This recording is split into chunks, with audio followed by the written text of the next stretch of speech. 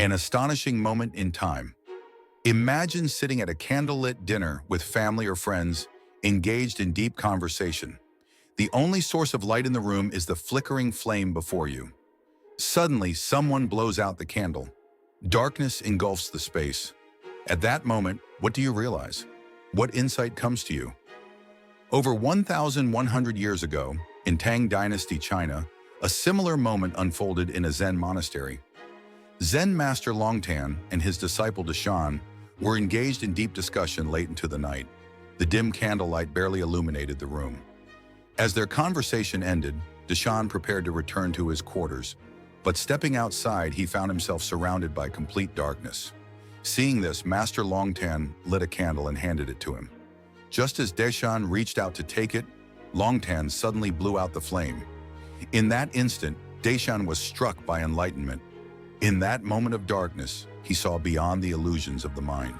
He realized that everything he had perceived, light and dark, success and failure, was merely a construct of his own attachments. At that moment, Deshan awakened to the Tao heart, or Dao Xin, the essence of mind beyond all constructs. For over 2,500 years, sages and seekers, Confucians, Buddhists, Taoists, have pursued this very realization. As Confucius once said in the Analects, if one attains the Tao in the morning, one may die in the evening without regret. Even today, each of us can cultivate the Tao heart, a mind of peace, strength, freedom, and calm joy, unshackled from suffering. But how do we achieve this? Simply analyzing Zen stories through words and texts may not be enough. Ancient Zen masters often resorted to sudden, startling actions, like a shout or a blow, to awaken their students. Yet today we have another powerful tool to help us comprehend these profound truths. Modern physics. Wolfgang Pauli, the 1945 Nobel Prize-winning physicist, once remarked, "Physicists are only now climbing the mountain, while Zen Buddhists have long been sitting at the top." Zen and quantum physics, an astonishing parallel. A similar astonishing moment occurred in the 20th century when physicists made a groundbreaking discovery.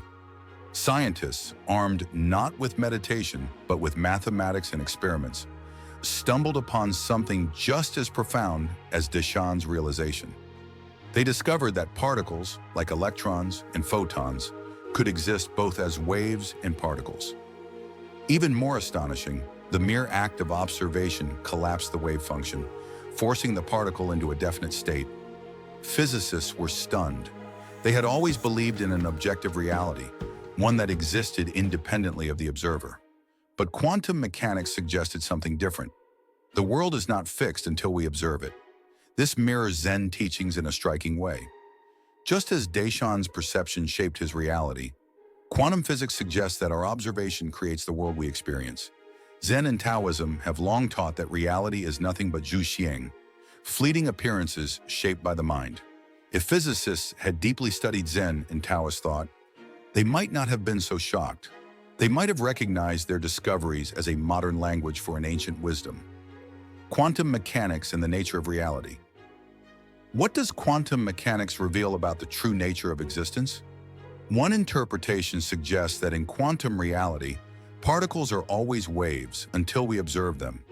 According to theoretical physics, all subatomic particles are merely different vibrations of quantum fields, much like how different wavelengths of light appear as different colors to the human eye.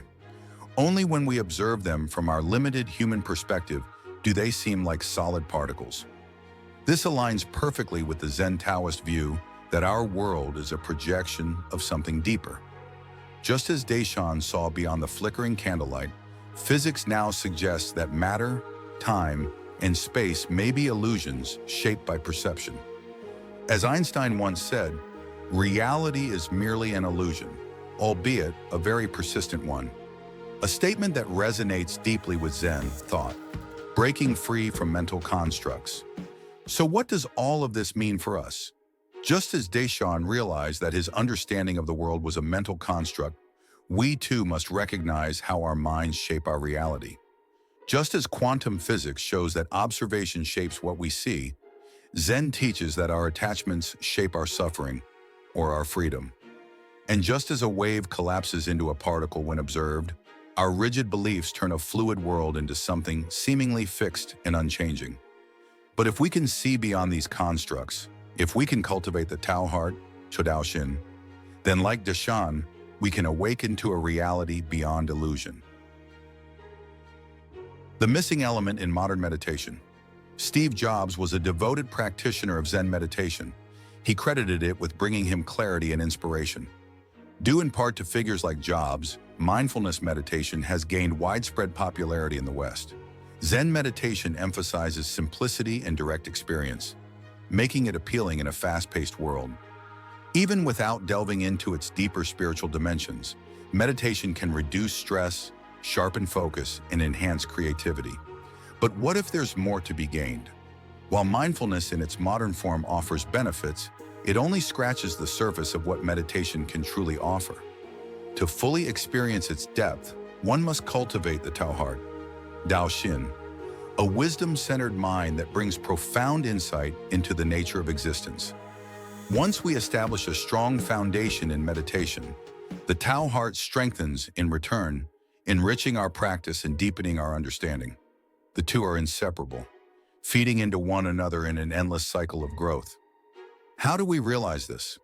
It doesn't require complex studies or blind faith.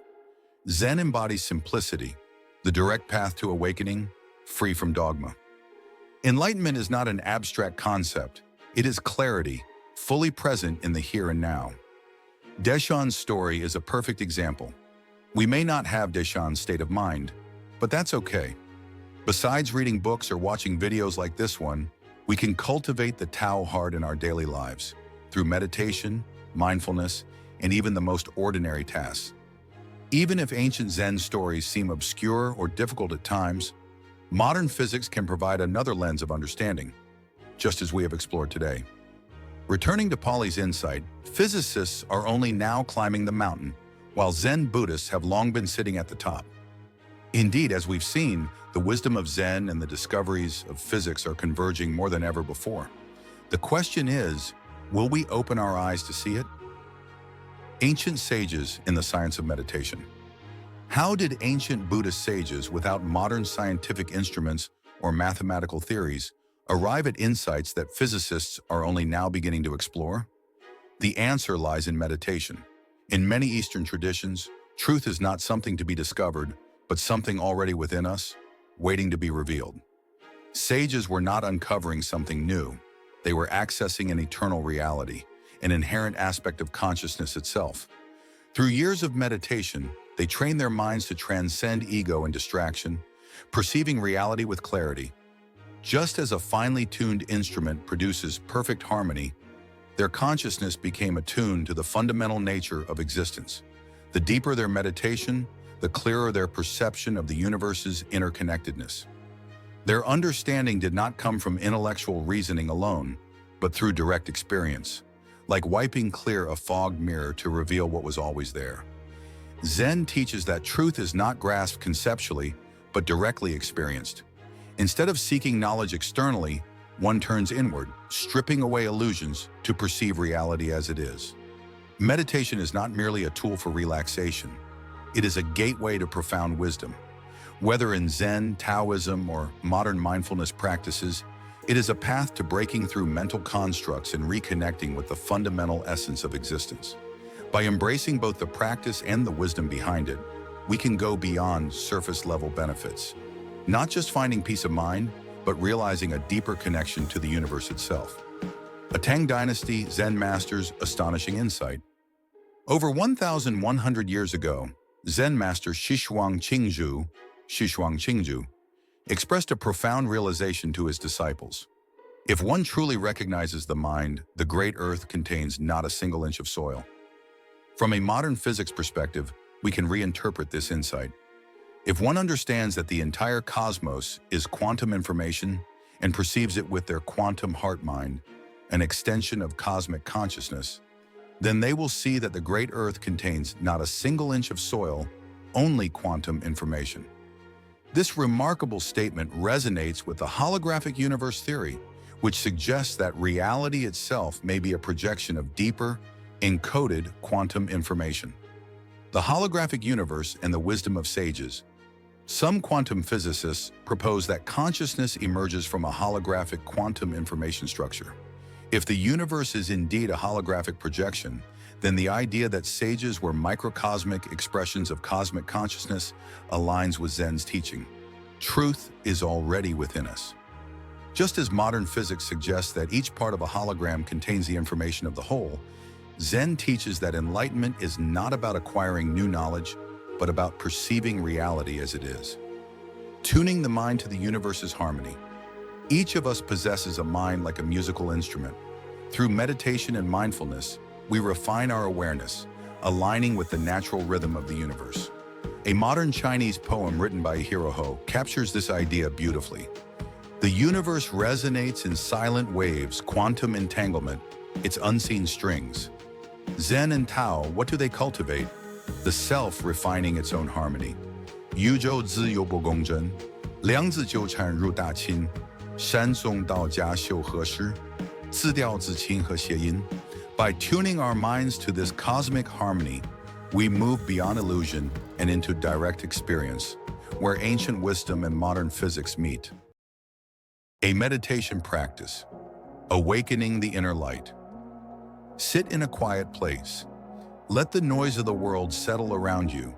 Close your eyes. For a moment, imagine you are standing in total darkness, like a wanderer on a moonless night. There is no light, no path, no guide. Notice how the mind reacts. Does it seek something to hold on to? Does it resist the emptiness? Does it crave an answer? Breathe. Let go of searching. Let go of waiting for something to happen. Instead, turn inward. Shift your attention from what is missing to what is present. The beating of your heart, the quiet rhythm of your breath. The awareness itself, the silent witness behind all experience. This is the inner light. It has always been here. It does not flicker or fade. Stay with it. Let the external world dissolve, as if the lantern has been blown out. And in its absence, feel the quiet radiance within, beyond thoughts, beyond words. No need to seek, no need to understand, just be.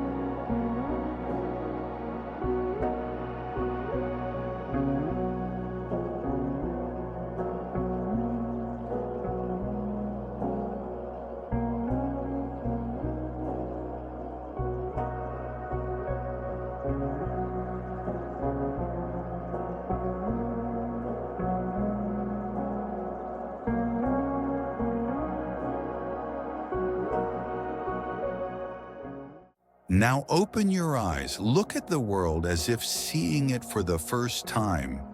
No longer searching, simply knowing, simply illuminated.